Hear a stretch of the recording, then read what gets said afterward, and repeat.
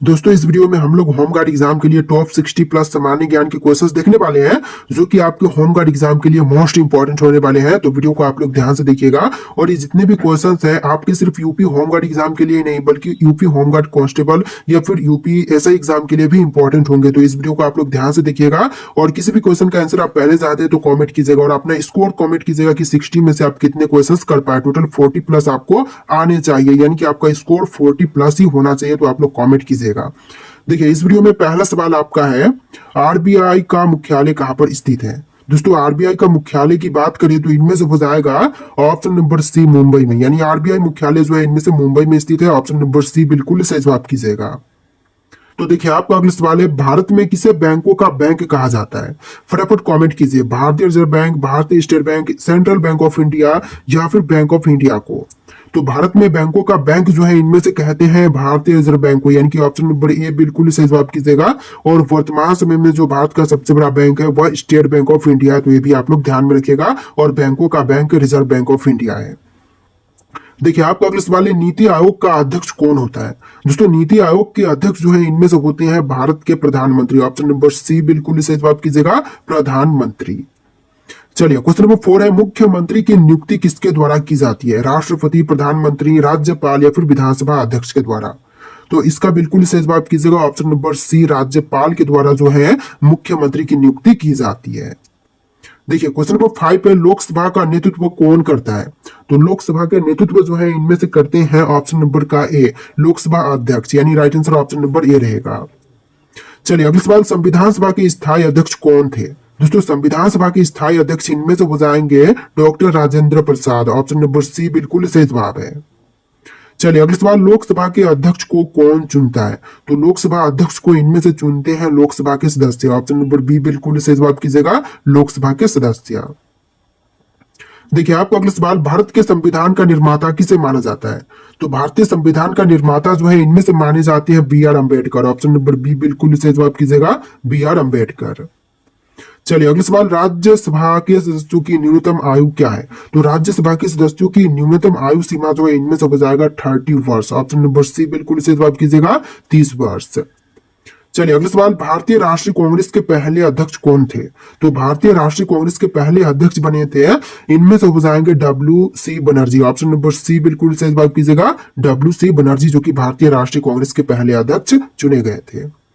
देखिए आपका अगला सवाल है, संसद के सदनों को बदलने का शक्ति किसके पास है। सॉरी बुलाने का शक्ति होगा, ठीक है। तो यहाँ पर संसद के सदनों को बुलाने का शक्ति जो है इनमें से हो जाएगा राष्ट्रपति के पास। ऑप्शन नंबर ए बिल्कुल सही जवाब कीजिएगा, राष्ट्रपति के पास। देखिए क्वेश्चन नंबर 11 है, सेटलर आयोग का संबंध किससे था। तो सेटलर आयोग का संबंध की बात करें तो इनमें से हो जाएगा ऑप्शन नंबर डी शिक्षा से। आपका आंसर क्या होगा, ऑप्शन नंबर डी शिक्षा से सेटलर आयोग का संबंध था। देखिए क्वेश्चन नंबर 12 है, गीता रहस्य नामक ग्रंथ के लेखक कौन है। दोस्तों गीता रहस्य नामक ग्रंथ के लेखक इनमें से हो जाएंगे बाल गंगाधर तिलक। ऑप्शन बी बिल्कुल सही जवाब कीजिएगा, बाल गंगाधर तिलक, जो कि गीता रहस्य नामक ग्रंथ के लेखक थे। चलिए क्वेश्चन नंबर 13 है, भारत के राष्ट्रीय ध्वज का डिजाइन किसने तैयार किया था। तो राष्ट्रीय ध्वज का डिजाइन तैयार करने वाले इनमें से हो जाएंगे ऑप्शन नंबर डी पिंगली वेंकैया। ऑप्शन नंबर डी बिल्कुल सही जवाब कीजिएगा, पिंगली वेंकैया। देखिए क्वेश्चन नंबर 14 है, वेदों की ओर लौटो यह नारा किसने दिया था। तो वेदों की ओर लौटो का नारा देने वाले इनमें से हो जाएंगे Dayanand Saraswati. Option number B बिल्कुल सही जवाब कीजिएगा, दयानंद सरस्वती ने दिया था वेदों की ओर लौटो का नारा। चलिए अगला सवाल, जय हिंद का नारा किसने दिया। सुभाष चंद्र बोस, जवाहरलाल नेहरू, मोतीलाल नेहरू या फिर महात्मा गांधी। तो जय हिंद का नारा दिए थे ऑप्शन नंबर ए सुभाष चंद्र बोस, यानी राइट आंसर क्या कीजिएगा, ऑप्शन नंबर ए सुभाष चंद्र बोस। देखिए आपका अगला सवाल, भारतीय संविधान को किसने बनाया। तो भारतीय संविधान को बनाने वाले इनमें से हो जाएगा संविधान सभा ने। ऑप्शन नंबर ए बिल्कुल सही जवाब कीजिएगा, संविधान सभा ने भारतीय संविधान को बनाया था। देखिए आपका अगला सवाल, भारत की संसदीय प्रणाली किससे प्रभावित है। तो भारतीय संसद प्रणाली जो है संसदीय प्रणाली यह प्रभावित है इंग्लैंड से। ऑप्शन नंबर ए बिल्कुल सही जवाब कीजिएगा, इंग्लैंड से। देखिए आपका अगला सवाल है, आधुनिक भारत का जनक किसे कहते हैं। दोस्तों आधुनिक भारत का जनक जो है इनमें से कहलाते हैं Raja Rammohan Roy. Option number C बिल्कुल सही जवाब कीजिएगा, राजा राममोहन राय यहाँ पर कहलाते हैं आधुनिक भारत के जनक। देखिए आपका अगला सवाल है, पुस्तक गुलामगिरी के लेखक कौन थे? अंबेडकर, ज्योतिबा फुले, महात्मा गांधी या फिर पेरियार? राइट आंसर फटाफट कमेंट कीजिए, फटाफट कमेंट कीजिए, पुस्तक गुलामगिरी के लेखक कौन थे? तो इसका बिल्कुल सही जवाब कीजिएगा option number B, Jyotiba Phule, जो कि गुलामगिरी के लेखक थे। देखिए अगला सवाल, भारतीय हीरा संसाधन कहाँ स्थापित है? तो भारतीय हीरा संसाधन जो है इनमें से हो जाएगा सूरत में, ऑप्शन नंबर बी बिल्कुल सही जवाब कीजिएगा, सूरत में स्थित है भारतीय हीरा संसाधन। देखिए क्वेश्चन नंबर 21 है, प्रथम भारतीय नोबेल पुरस्कार विजेता कौन थे? तो पहले भारतीय नोबेल पुरस्कार विजेता जो थे इनमें से हो जाएंगे रविंद्रनाथ टैगोर, यानी ऑप्शन बी बिल्कुल सही जवाब कीजिएगा, रविंद्रनाथ टैगोर। देखिए आपका अगला सवाल, कौन सी घटना महाराष्ट्र में घटित हुई? तो इनमें से जो घटना महाराष्ट्र में हुआ था इनमें से हो जाएगा भील विद्रोह, ऑप्शन नंबर ए बिल्कुल सही जवाब है, भील विद्रोह जो है यह महाराष्ट्र में हुई थी। देखिए आपका अगला सवाल है, हम्पी का खुला संग्रहालय किस राज्य में स्थित है? तो हम्पी का जो खुला संग्रहालय है इनमें से हो जाएगा कर्नाटक में, ऑप्शन नंबर ए बिल्कुल सही जवाब कीजिएगा, कर्नाटक राज्य में। चलिए अगला सवाल क्वेश्चन नंबर 24 है, अपने आप को खलीफा घोषित किया था किसने? किसने अपने आप को खलीफा घोषित किया? तो इनमें से right answer option number D रहेगा, मुबारक शाह खिलजी ने अपने आप को खलीफा घोषित किया था, ऑप्शन नंबर डी बिल्कुल सही जवाब है। देखिए क्वेश्चन नंबर 25 पे, गांधी जी ने किस कानून को काला कानून कहा था? देखिए गांधी जी ने काला कानून जो है इनमें से कहा था रोलेट एक्ट को, यानी कि ऑप्शन नंबर ए बिल्कुल सही जवाब कीजिएगा, रोलेट एक्ट को। देखिए आपका अगला सवाल, तुगलकनामा के रचनाकार का नाम क्या है? तो तुगलकनामा के रचनाकार जो है इनमें से हो जाएंगे अमीर खुसरो, ऑप्शन नंबर सी बिल्कुल सही जवाब कीजिएगा, अमीर खुसरो जो कि तुगलकनामा के रचनाकार थे। देखिए क्वेश्चन नंबर 27 है, मोहनजोदड़ो कहां पर स्थित है? पंजाब, सिंध, गुजरात या फिर उत्तर प्रदेश में? तो मोहनजोदड़ो है यह स्थित सिंध में, ऑप्शन नंबर बी बिल्कुल सही जवाब कीजिएगा, सिंध में। देखिए क्वेश्चन नंबर 28 है, भारत में मुस्लिम राज्य का संस्थापक माना जाता है कौन? तो भारत में मुस्लिम राज्य का संस्थापक जो है इनमें से माने जाते हैं Mohammad Ghori, option number A बिल्कुल सही जवाब कीजिएगा, मोहम्मद गौरी।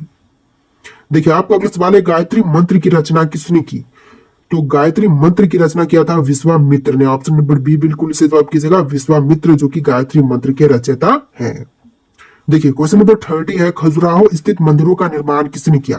तो खजुराहो स्थित मंदिरों का निर्माण करवाने वाले इनमें से हो जाएंगे Bundel Rajput, option number C बिल्कुल सही जवाब कीजिएगा। देखिए क्वेश्चन नंबर 31 है, गौतम बुद्ध ने अपना पहला उपदेश कहां पर दिया था? तो गौतम बुद्ध ने पहला उपदेश दिया था सारनाथ में, ऑप्शन नंबर सी बिल्कुल सही जवाब कीजिएगा, सारनाथ में। चलिए क्वेश्चन नंबर 32 है, जियो और जीने दो किसने कहा? तो जियो और जीने दो कहने वाले इनमें से हो जाएंगे Mahavir Swami, option number A बिल्कुल सही जवाब कीजिएगा, महावीर स्वामी।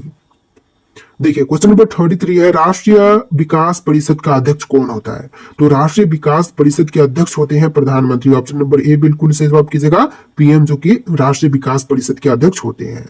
देखिए क्वेश्चन नंबर 34 है, जलियांवाला बाग हत्याकांड कब हुआ था? दोस्तों जलियांवाला बाग हत्याकांड जो है हुआ था 1919 में, ऑप्शन नंबर बी बिल्कुल सही जवाब कीजिएगा, 1919 में जलियांवाला बाग हत्याकांड हुआ था। चलिए क्वेश्चन नंबर 35 पे, खालसा पंथ की स्थापना किसने की? तो खालसा पंथ की स्थापना करने वाले हो जाएंगे गुरु Govind Singh, option number D बिल्कुल सही जवाब कीजिएगा, गुरु गोविंद सिंह। देखिए क्वेश्चन नंबर 36 है, भाखड़ा नांगल बांध किस नदी पर है? तो भाखड़ा नांगल बांध जो है निर्मित है इनमें से सतलज नदी पर, ऑप्शन नंबर डी बिल्कुल सही जवाब कीजिएगा, सतलुज नदी पर निर्मित है भाखड़ा नांगल बांध। चलिए क्वेश्चन नंबर 37 है, मानव शरीर में कुल कितनी हड्डियां होती हैं? तो मनुष्य के शरीर में हड्डियों की संख्या होती है 206, ऑप्शन नंबर ए बिल्कुल सही जवाब कीजिएगा, 206। चलिए क्वेश्चन नंबर 38 है, संतरे में कौन सा विटामिन अधिक होता है? तो संतरे में अधिक मात्रा में होती है इनमें से vitamin C, option number C बिल्कुल सही जवाब कीजिएगा, विटामिन सी। देखिए क्वेश्चन नंबर 39 है, दादा साहब फाल्के पुरस्कार की शुरुआत कब से हुआ था? तो दादा साहब फाल्के पुरस्कार की शुरुआत हुआ था 1969 में, ऑप्शन नंबर बी बिल्कुल सही जवाब कीजिएगा, 1969 में। देखिए क्वेश्चन नंबर 40 है, दूध की शुद्धता किस यंत्र द्वारा मापी जाती है? तो दूध की शुद्धता जो है यह नापते हैं लैक्टोमीटर से, ऑप्शन नंबर सी बिल्कुल सही जवाब कीजिएगा, लैक्टोमीटर से। देखिए क्वेश्चन नंबर 41 है, पृथ्वी का एकमात्र प्राकृतिक उपग्रह कौन सा है? तो एकमात्र प्राकृतिक उपग्रह इनमें से हो जाएगा ऑप्शन नंबर ए चंद्रमा, जो कि एकमात्र प्राकृतिक उपग्रह है, ऑप्शन नंबर ए बिल्कुल सही जवाब है। देखिए आपका अगला सवाल, माउंट एवरेस्ट की किस देश में स्थित है? दोस्तों माउंट एवरेस्ट की बात करें तो इनमें से हो जाएगा नेपाल में। ऑप्शन नंबर ए बिल्कुल सही जवाब कीजिएगा, नेपाल में स्थित है माउंट एवरेस्ट। देखिए क्वेश्चन नंबर 43 है, शिक्षक दिवस कब मनाई जाती है? दोस्तों शिक्षक दिवस की बात करें तो यह मनाते हैं 5 सितंबर के दिन। ऑप्शन नंबर डी बिल्कुल सही जवाब कीजिएगा, 5 सितंबर के दिन। चलिए अगला सवाल, कोणार्क मंदिर किस राज्य में स्थित है? तो कोणार्क मंदिर जो है इनमें से हो जाएगा उड़ीसा में। ऑप्शन नंबर ए बिल्कुल सही जवाब कीजिएगा, उड़ीसा राज्य में। देखिए क्वेश्चन नंबर 45 पे, भारत का प्रथम नागरिक कौन होता है? तो भारत के जो पहले नागरिक होते हैं इनमें से हो जाएंगे राष्ट्रपति। ऑप्शन नंबर बी बिल्कुल सही जवाब कीजिएगा, देश के राष्ट्रपति जो कि पहले नागरिक होते हैं। देखिए आपका अगला सवाल, वाराणसी शहर किस नदी के किनारे पर स्थित है? दोस्तों वाराणसी शहर की बात करें तो इनमें से हो जाएगा गंगा के किनारे पर। ऑप्शन नंबर बी बिल्कुल सही जवाब कीजिएगा, गंगा नदी के किनारे पर स्थित है वाराणसी। देखिए आपका अगला सवाल, गेटवे ऑफ इंडिया कहां पर स्थित है? दोस्तों गेटवे ऑफ इंडिया की बात करें तो इनमें से हो जाएगा मुंबई में। ऑप्शन नंबर ए बिल्कुल सही जवाब कीजिएगा, मुंबई में स्थित है गेटवे ऑफ इंडिया। चलिए आपका अगला सवाल, झपेली लोक नृत्य संबंधित है कहां से? तो छपेली लोक नृत्य जो है इनमें से संबंधित है हिमाचल प्रदेश से। ऑप्शन नंबर बी बिल्कुल सही जवाब कीजिएगा, जो छपेली लोक नृत्य है यह हिमाचल प्रदेश राज्य की लोक नृत्य है। देखिए आपका अगला सवाल, रानी लक्ष्मीबाई का मूल नाम क्या था? तो रानी लक्ष्मीबाई का मूल नाम इनमें से हो जाएगा मणिकर्णिका। ऑप्शन नंबर सी बिल्कुल सही जवाब कीजिएगा, मणिकर्णिका। चलिए अगला सवाल, हड़प्पा वासी किस वस्तु के उत्पादन में सबसे आगे थे? तो इनमें से हो जाएगा कपास के उत्पादन में। ऑप्शन नंबर बी बिल्कुल सही जवाब कीजिएगा, कपास उत्पादन में सबसे आगे थे। देखिए आपका अगला सवाल, विश्व का सबसे पुराना खेल कौन सा है? तो विश्व का सबसे पुराना खेल इनमें से हो जाएगा पोलो का खेल। Right answer option number B कीजिएगा, पोलो खेल। चलिए आपका अगला सवाल, दिल्ली से पहले राजधानी कहां पर थी? तो दिल्ली से पहले भारत की राजधानी थी कोलकाता। ऑप्शन नंबर डी बिल्कुल सही जवाब हो जाएगा, कोलकाता।